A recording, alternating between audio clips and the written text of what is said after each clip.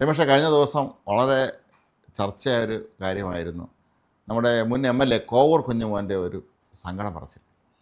അദ്ദേഹം ഇത്തവണ തിരഞ്ഞെടുപ്പിന് പരാജയപ്പെട്ടിട്ടുണ്ടായിരുന്നു. കഴിഞ്ഞ 25 വർഷം അദ്ദേഹം MLA ആയിരുന്ന ആളാണ്. അദ്ദേഹം തന്നെ കഷ്ടപ്പാടുകളെക്കുറിച്ചും താൻ തോറ്റതിനെക്കുറിച്ചുമൊക്കെയാണ് അദ്ദേഹം പറഞ്ഞ് വിലപിച്ചത്.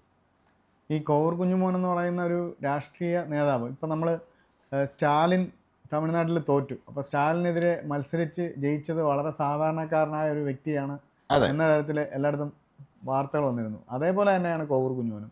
കോവൂർ കുഞ്ഞുമോൻ കുന്നത്തൂരിൽ നിന്ന് RSPയുടെ പ്രതിനിധിയായിട്ട് ആദ്യം MLA ആകുമ്പം അദ്ദേഹത്തിൻ്റെ ജീവിത സാഹചര്യങ്ങളും അദ്ദേഹം വളർന്ന ചുറ്റുപാടുകളും എല്ലാം വളരെ വലിയ വാർത്തയായിരുന്നു. വലിയ വാർത്തയും അത് സത്യവുമായിരുന്നു.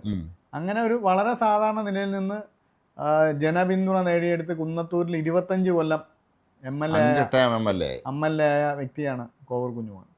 കോവൂർ കുഞ്ഞുമോൻ RSPയുടെ ഒരു മുഖമായിരുന്നു കോവൂർ കുഞ്ഞുമോൻ. പിന്നെ കോവൂർ കുഞ്ഞുമോൻ എന്ന് പറയുന്ന ഒരു നേതാവിനെ കണ്ടെത്തുന്നതും വളർത്തുന്നതും MLA ആക്കുന്നതിലും എല്ലാം വളരെ പ്രധാനപ്പെട്ട പങ്ക് വഹിച്ചത് NK പ്രേമേന്ദ്രനാണ്. പ്രേമേന്ദ്രൻ്റെ ഒരു വിശ്വസ്തനായിട്ടാണ് RSPയിൽ ഉണ്ടായിരുന്ന ഘട്ടത്തിൽ അദ്ദേഹത്തെ അറിയപ്പെടുന്നത്.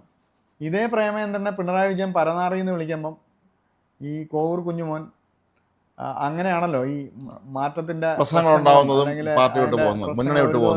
പെട്ടെന്ന് ലോക്സഭയിലേക്ക് അത് RSPയിലെ പ്രശ്നങ്ങളാണ്. പരനാറി എന്ന് പ്രേമേന്ദ്രനെ വിളിക്കുമ്പോൾ കോവൂർ കുഞ്ഞുമോൻ പിണറായിയുടെ പക്ഷത്തായിരുന്നു. യഥാർത്ഥത്തിൽ RSP പിളരുകയും NK പ്രേമേന്ദ്രൻ UDFൽ പോവുകയൊക്കെ ചെയ്തപ്പം കോവൂർ കുഞ്ഞുമോൻ ഇടതുമുന്നണിയിൽ തന്നെ ഉറച്ചു നിന്ന ഒരു നേതാവാണ്. ഡെപ്യൂട്ടി സ്പീക്കർ അങ്ങനെ ആക്കണമെന്നൊക്കെ ആവശ്യപ്പെട്ടു. അല്ല, അതിന് പിന്നിൽ കോവൂർ കുഞ്ഞുമോൻ എന്തിനാണ് അവിടെ ഉറച്ചു നിന്നതെന്ന് പറഞ്ഞാൽ പുതിയൊരു പാർട്ടി ഉണ്ടാക്കുകയും ആ പാർട്ടിക്ക് ഇടതുമുന്നണിയിൽ അംഗത്വം കിട്ടുകയും അതിലൂടെ മന്ത്രിയാവുകയും കോവൂർ കുഞ്ഞുമോന് വീണ്ടും കുന്നത്തനാട് ജയിക്കാൻ പറ്റുമെന്നൊരു വിശ്വാസം ഉണ്ടായിരുന്നു. കുന്നത്തൂര്. അപ്പോൾ കുന്നത്തൂര് വീണ്ടും ജയിക്കാൻ പറ്റുമെന്ന ഉറച്ച വിശ്വാസം ഉണ്ടായിരുന്നു. ആ വിശ്വാസത്തിന്റെ അടിസ്ഥാനത്തിൽ ഒരു മന്ത്രിയാവുക അല്ലെങ്കിൽ എന്തെങ്കിലും ഒരു പദവിയിലെത്തുക, കേരള രാഷ്ട്രീയത്തിലെ ഒരു പ്രധാനപ്പെട്ട ഘടകകക്ഷിയുടെ നേതാവായി മാറുക എന്ന ലക്ഷ്യത്തോടെയാണ് കോവൂർ കുഞ്ഞുമോൻ മാറുന്നത്. പക്ഷേ കോവൂർ കുഞ്ഞുമോൻ എന്ന അന്ന് MLA ആയിരുന്ന CPMനോട് വരുമ്പോൾ CPMന്റെ ലക്ഷ്യം എന്ന് പറഞ്ഞാൽ മുഴുവൻ RSP അപ്പുറത്ത് പോയി എന്ന് കരുതരുത്. അങ്ങനെ കോവൂർ കുഞ്ഞുമോൻ ഇടതുമുന്നണിയിൽ ഉറച്ചു നിന്നു. പക്ഷേ ഇടതുമുന്നണി പ്രേമേന്ദ്രൻ്റെ പഴയ ശിഷ്യന് ആ പരിഗണന ഒരിക്കലും കൊടുത്തില്ല. പ്രത്യേകിച്ച് പിണറായി വിജയൻ ഒരിക്കൽ പോലും അദ്ദേഹത്തെ മന്ത്രിയാക്കുകയോ ഒന്നും ചെയ്തില്ല. പക്ഷേ MLA ആയിട്ട് മത്സരിക്കാൻ വീണ്ടും ഞാൻ പറഞ്ഞ KB ഗണേഷ് കുമാറിൻ്റെ ഒക്കെ പാർട്ടിയെ മുന്നണിയിൽ ഇടതുമുന്നണിയുടെ ഭാഗമാക്കിയപ്പോഴും എപ്പോഴും നമ്മളിപ്പോൾ അസോസിയേറ്റഡ് മെമ്പർ എന്ന് പറയുന്ന പോലെ ഇടതുമുന്നണിയുടെ പുറത്താണ്. ഇടതുമുന്നണി യോഗത്തിൽ പോലും കോവൂർ കുഞ്ഞുമോനെ പങ്കെടുപ്പിച്ചിട്ടില്ല. അദ്ദേഹത്തെ പുറത്ത് നിർത്തുകയാണ് CPMഉം പിണറായി വിജയനും ചെയ്തത്. പക്ഷേ പിണറായി വിജയനോടും CPMനോടൊക്കെ കാണിച്ച അടിയുറച്ച ഇത് കോവൂർ കുഞ്ഞുമോന് തിരിച്ചു കൊടുക്കേണ്ടായിരുന്നു. പിന്നെ RSP എന്ന് പറഞ്ഞാൽ കൊല്ലത്ത് മാത്രമുള്ള രാഷ്ട്രീയ പാർട്ടിയാണെന്നൊരു പ്രചരണം പണ്ടേ ഉണ്ട്. കൊല്ലത്തും പേട്ടയിലും എന്നാണ് ആളുകൾ പറയുന്നത്. ഈ RSP വിട്ടുപോയ പലരും ഷിബു ബേബി ജോൺ UDFൽ വന്നോടെ തന്നെ ഷിബു ബേബി ജോൺ NK പ്രേമേന്ദ്രനും തമ്മിൽ അടുക്കുന്നു. അതേപോലെ പോയ പലരും തിരിച്ചു വന്നു. ഈ ഘട്ടത്തിൽ വേണമെങ്കിൽ RSPയുടെ ഭാഗമാകാൻ കോവൂരിന് കഴിയുമായിരുന്നു. പക്ഷെ കോവൂർ അതിനും ശ്രമിക്കാതെ അവിടെ തന്നെ സ്വന്തം പാർട്ടിയായിരുന്നു. പക്ഷേ CPM ഒരു ഘട്ടത്തിലും അംഗീകരിച്ചില്ല. അങ്ങനെ കോവൂർ കുഞ്ഞുമോൻ എന്ത് ചെയ്തു? എന്തെങ്കിലും അംഗീകാരം കിട്ടിക്കോട്ടെ എന്ന് വിചാരിച്ചിട്ടായിരിക്കും പിണറായി കിയാ കാർ വാങ്ങിച്ചപ്പോൾ കറുത്ത കിയാ കാർ വാങ്ങിച്ചപ്പം ഇദ്ദേഹവും കറുത്ത കാറിലേക്ക് പോയത്. മുഖ്യമന്ത്രി ആരെങ്കിലും കൊണ്ട് പറയിച്ചില്ല അവനും ആ കാറ് വാങ്ങിച്ചു എന്ന് പറയുമ്പോൾ ഒരു ഇഷ്ടം അതിന്റെ ഒരു ഗുണം കിട്ടുമെന്നൊക്കെ വിചാരിച്ചിട്ടാണ് കോവൂര് ഈ കാറ് വാങ്ങിച്ചത്. പക്ഷെ കോവൂര് പറയുന്ന അനുസരിച്ചാണെങ്കിൽ ചിട്ടി പിടിച്ചൊക്കെയാണ്. എന്തായാലും കോവൂര് ഒരു MLA മാത്രമായിരുന്നു. അവിവാഹിതനാണ്. കല്യാണം കഴിക്കാൻ തന്നെ നിയമസഭയിൽ വന്ന അന്ന് മുതൽ തന്നെ അദ്ദേഹത്തിന്റെ സുഹൃത്തുക്കളൊക്കെ സ്നേഹ പുരസ്കാരം പറയാറുണ്ട്. കോവൂരെ കല്യാണം കഴിക്കണം, കുടുംബം ആവണം എന്നൊക്കെ പറയുമ്പോൾ പുള്ളി ചിരിച്ച് അങ്ങ് പോവുകയാണ്. അല്ലാതെ ഒരിക്കലും കല്യാണം കഴിച്ചില്ല. തന്റെ പൊതുപ്രവർത്തനത്തിന് വിവാഹ ജീവിതം തടസ്സമാകുമോ എന്ന ഒരു ആശങ്ക കാരണമാണ് കോവൂര് കോവൂര് പക്ഷെ എന്നും വിചാരിച്ചിരുന്നു കുന്നത്തൂര് എന്നും ജയിച്ചുകൊണ്ടിരിക്കാം. പക്ഷെ അതാണ് തെറ്റുന്നത്. ഞാൻ കുന്നത്തൂർ മണ്ഡലത്തിൽ സർവേക്ക് പോയിരുന്നതാണ്. ഒരുപാട് സ്ഥലങ്ങളിൽ കുന്നത്തൂർ ഉൾപ്പെടെ ശാസ്താംകോട്ടയും ഒക്കെ പോയിരുന്നു, ഭരണിക്കാവ് ഒക്കെ പോയിരുന്നു.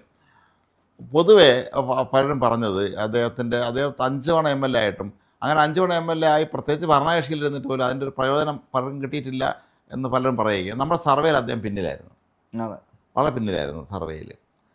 അപ്പോഴും നമ്മൾ വിചാരിച്ചിരുന്നു, പക്ഷേ 5 തവണ MLA ഒരാളാണല്ലോ നമ്മൾ മനസ്സിൽ കരുതുകയും ചെയ്തിട്ടുണ്ടായിരുന്നു. ആ. പക്ഷേ നമ്മുടെ സർവേ ശരിയായിരുന്നു എന്നാണ് പിന്നീട് അത് തിരഞ്ഞെടുപ്പ് ഫലം വന്നപ്പോൾ നമുക്ക് മനസ്സിലാക്കാൻ കഴിയും. കോവൂർ കുഞ്ഞുമോൻ പറയുന്നത് അദ്ദേഹത്തിൻ്റെ പരാജയത്തെക്കുറിച്ച് അദ്ദേഹം ദുഃഖിതനാണ്. ഇടതു മുന്നണിയിൽ നിന്ന് വേണ്ടത്ര സപ്പോർട്ട് അദ്ദേഹത്തിന് കിട്ടിയിട്ടില്ല എന്നുള്ള രീതിയിലേക്കാണ് അദ്ദേഹം സംസാരിക്കുന്നത്. കാറ് വിൽക്കേണ്ടതെന്നാണ് അദ്ദേഹം പറഞ്ഞത് കേട്ടോ, അല്ലേ? അതെ അതെ, കാറ് കാറ് വിൽക്കേണ്ടി വന്നു.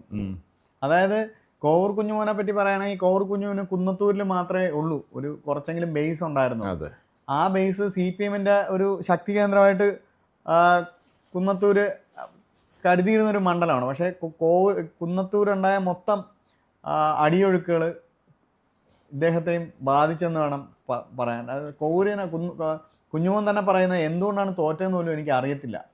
ഉല്ലാസ് കോവൂര് ഇതിന് എതിർ സ്ഥാനാർത്ഥി. അതെ, അദ്ദേഹം മണ്ഡലത്തിൽ കഴിഞ്ഞ തവണ ഉണ്ടായിരുന്നാണ്. അദ്ദേഹം വളരെ സജീവമായിരുന്നു കേട്ടോ, വളരെ സജീവമായ പക്ഷേ പ്രവർത്തനത്തിൽ. കോവൂർ കുഞ്ഞുമോൻ മനസ്സിലാക്കേണ്ടത് ഉല്ലാസ് കോവൂര് കഴിഞ്ഞ തവണയും മത്സരിച്ചാണ്. വളരെ ശക്തമായ മത്സരമാണ് ഉല്ലാസ് കോവൂര് കാഴ്ചവെച്ചത്. ഉല്ലാസ് കോവൂര് കഴിഞ്ഞ വർഷം ശക്തമായ മത്സരം കാഴ്ചവെച്ചിട്ട് അവിടെ തന്നെ കേന്ദ്രീകരിച്ച് ഉല്ലാസ് കോവൂര് പ്രവർത്തിച്ചു.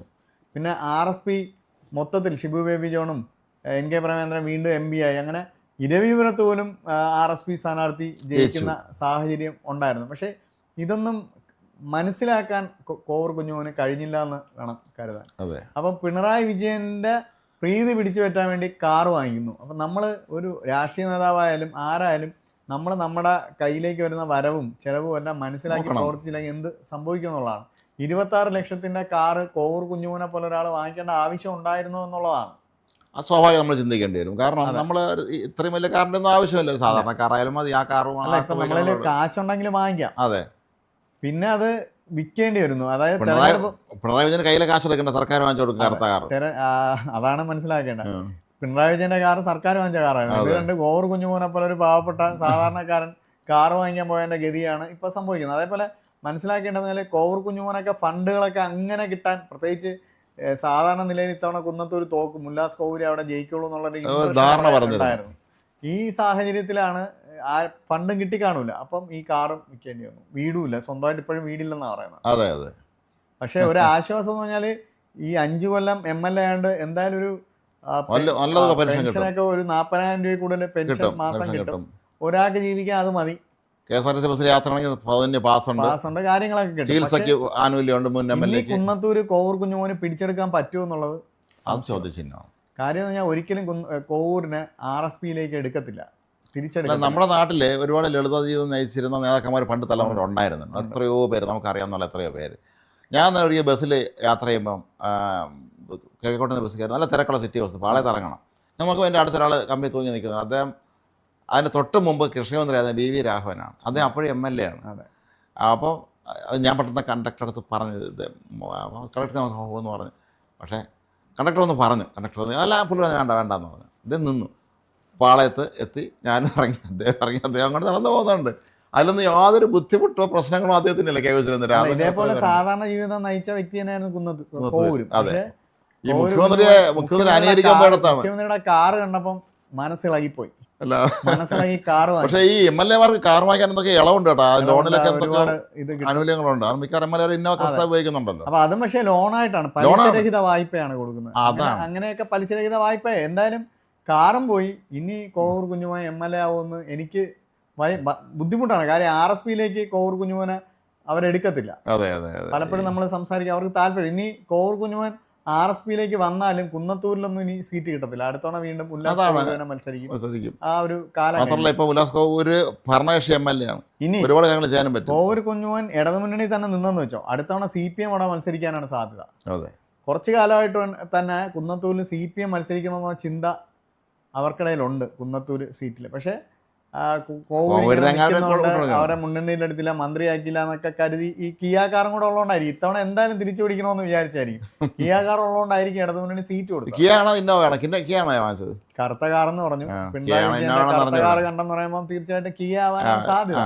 ഇന്നോവയും കറുപ്പാണ് ഉണ്ട്. പക്ഷെ അദ്ദേഹം പറഞ്ഞ അനുസരിച്ച് കറുത്ത ഇന്നോവ മുഖ്യമന്ത്രി ഉപയോഗിച്ചിരുന്നത് ആദ്യം വെളുത്ത ഇന്നോവ ആയിരുന്നു. എന്തായാലും പിണറായി വിജയനെ കണ്ട് കറുത്ത ഇന്നോവ ആയാലും കിയ ആയാലും വാങ്ങിച്ച് കോവൂർ കുഞ്ഞുമോൻ്റെ പൈസയും പോയി. ഇനി കുന്നത്തൂരിൽ മത്സരിക്കാൻ ഇടതുമുന്നണി സീറ്റ് കൊടുക്കുമെന്ന് എനിക്ക് തോന്നുന്നില്ല. കാര്യം CPM അത് പിടിച്ചെടുക്കാനാണ്. ഈ കാറിനെ കുറിച്ച് പറയുമ്പോൾ കേരളത്തിൽ പണ്ട് സ്വയം ഡ്രൈവ് ചെയ്ത് നടക്കുന്ന ഒരു മന്ത്രിയായിരുന്നു സ്വയം ഡ്രൈവ് ചെയ്യുമായിരുന്ന കറുത്ത അംബാസഡർ ഉള്ള ഒരാളുണ്ടായിരുന്നു, അതാണ് ബി വെല്ലിംഗ്ടൺ. ആ. 67 EMS മന്ത്രിസഭയിലെ അംഗമായിരുന്ന ആളാണ് അദ്ദേഹം. അദ്ദേഹം വളരെ പ്രത്യേക ഒരു മനുഷ്യനാണ്, ആരോഗ്യമന്ത്രിയായിരുന്നു, നമ്മുടെയൊക്കെ മന്ത്രിയായിരുന്നു, KTPയുടെ നേതാവായിരുന്നു, കേരള തൊഴിലാളി പാർട്ടിയുടെ. അപ്പോൾ ഇദ്ദേഹത്തിൻ്റെ കാറ് പ്രസിദ്ധമായിരുന്നു, ഒരു ബ്ലാക്ക് അംബാസഡർ കാറായിരുന്നു. അത് KLV 3006 അങ്ങനെ എന്തോ ആ ഒരു നമ്പറാണ്, അങ്ങനത്തെ ഒരു ഫാൻസി നമ്പറുള്ള പഴയ മാർക്ക് 2 അംബാസഡർ കാർ. അദ്ദേഹം അത് ജീവിത സായനത്തിൽ ആ വണ്ടി ഡ്രൈവ് ചെയ്ത് പോകുമായിരുന്നു, ബി വെല്ലിംഗ്ടൺ. അപ്പോൾ അതുപോലെ ഓരോരുത്തർക്ക് ഓരോ ഇഷ്ടങ്ങളാണ്. പക്ഷേ കോവൂർ കുഞ്ഞുമോൻ്റെ ഇഷ്ടം കുറച്ച് കടന്ന ഇഷ്ടമായി പോയി. എന്തായാലും അദ്ദേഹം ഇഷ്ടമായി പോയെന്ന് പുള്ളി തന്നെ തിരിച്ചറിഞ്ഞു അതുകൊണ്ടാണല്ലോ എന്നുള്ളതാണ്. പിന്നെ കരച്ചിൽ. അതെ, പുള്ളിക്ക് വലിയ സാമ്പത്തിക ബാധ്യത ഉണ്ടാക്കി എന്ന് പറയുമ്പോൾ ഒരുപക്ഷെ മറ്റ് രാഷ്ട്രീയ പാർട്ടികളിൽ ഫണ്ട് ശേഖരിക്കുമ്പോൾ പുള്ളിയുടെ പാർട്ടി ഫണ്ട് ശേഖരിക്കാനൊന്നും കഴിയില്ല. പറ്റത്തില്ല. പുള്ളി ഒരു പരിമിതികളുള്ള ഒരു പരിമിതിയുള്ള മനുഷ്യൻ. അതെല്ലാം അത് കാറ് വിറ്റെങ്കിലും അദ്ദേഹം അത് നടത്തി എന്നുള്ളത് അതെ നല്ല കാര്യമായി. അതെ